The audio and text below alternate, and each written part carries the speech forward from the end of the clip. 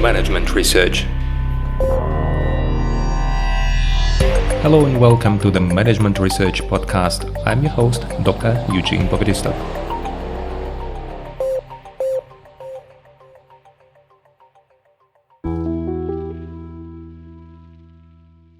Hello and welcome to the next episode in my strategic management mini-series.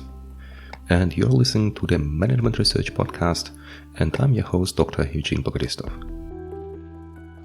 And today we continue talking about the 5 forces framework, and in the last 2 podcasts we talked about the threat of entry, one of the forces in this framework.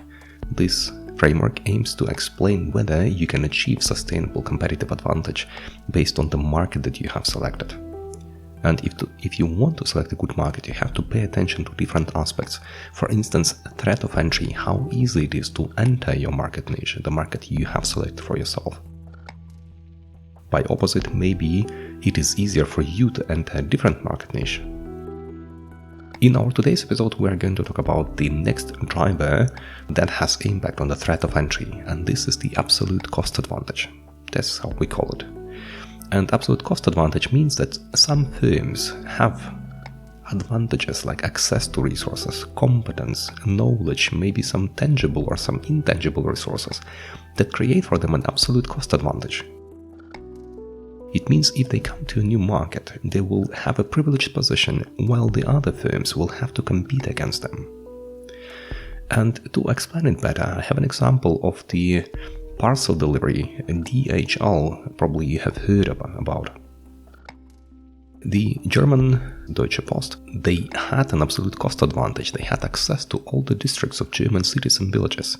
They built a perfect network, and if you want to deliver post, whatever, just regular mail, it was delivered within, a few days because they had a perfect network.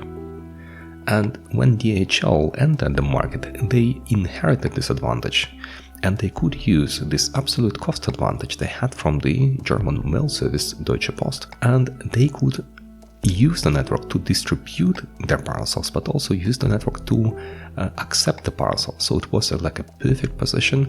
I think it's very similar to what we have with the Post Bank, the bank from the German Deutsche Post, the German mail delivery services. The other firms, their competitor like the Hermes and DPD, they needed to look for alternative, and I remember it was in 2003 when Hermes tried to enter the market, and they needed to cooperate like the DPD now does with different stores, with different shops, where they asked them to take their parcels and distribute their parcels, and they tried to offer new options. Like I think the Hermes packages were a bit faster and a little bit cheaper than the DHL ones. But anyway, you could observe how hard it was for them to develop this network that DHL automatically inherited from Deutsche Post, from the German mail service. So this absolute cost advantage has a huge impact on how easy it is for some firms to enter the market. Now, for you, it means that it again depends on what side of this borderline you are. Do you want to join the new market? If yes, check whether you have some absolute cost advantage. Maybe you have some access to resources. Maybe you have some competence that you can exploit.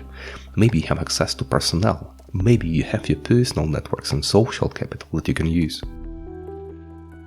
And vice versa, if you are already on the market, try to see or try to observe what the other competitors have. Maybe they have something that you don't have. It means they will be able to join the market without any problems. I hope it was interesting, and I hope you can use it to develop your business. Wish you all the best, and I'll see you in the next episode of my podcast. See you, and bye-bye.